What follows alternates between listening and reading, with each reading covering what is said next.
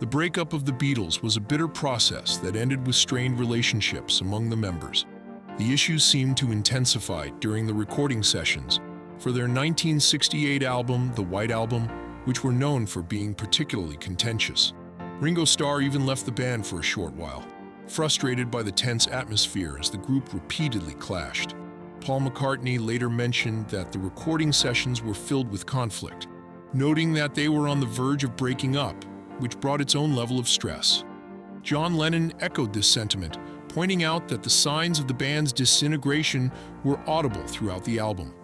In September 1969, after most of the material for Let It Be, originally part of the Get Back sessions, and Abbey Road had been recorded, Lennon informed McCartney, George Harrison, and Ringo Starr that he wanted to end his time with the group. McCartney took this as a definitive end and began working on his debut solo album, McCartney. Later, however, Lennon was contacted again by the band and asked to assist in finishing the Let It Be project, intended to accompany the Get Back film. While Lennon declined, the rest of the group moved forward with new mixes, and McCartney joined Ringo and George to record I Me Mine. Lennon was absent, having already exited, and the group once more rejected the initial version of the album. To complete the project, producer Phil Spector, who was later convicted of murder, was brought in to transform the recordings into a finalized album, which became Let It Be. Around this same time, McCartney was preparing to release McCartney and had informed the others ahead of time that he would announce his departure from the Beatles in the album's press materials, planned for April 1970. The Beatles had already released the single Let It Be in March 1970. Consequently, the album was renamed and scheduled for release in May, timed with the film premiere.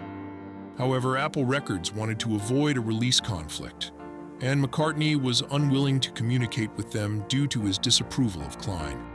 Ringo visited McCartney's home with a letter from himself, Lennon, and Harrison requesting that he postpone his album release.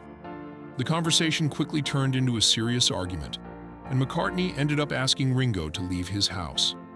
According to writer Chris Ingham in The Rough Guide to the Beatles, McCartney succeeded in keeping his original release schedule. However, upon hearing the changes Phil Spector had made to the Beatles' music, he was extremely upset.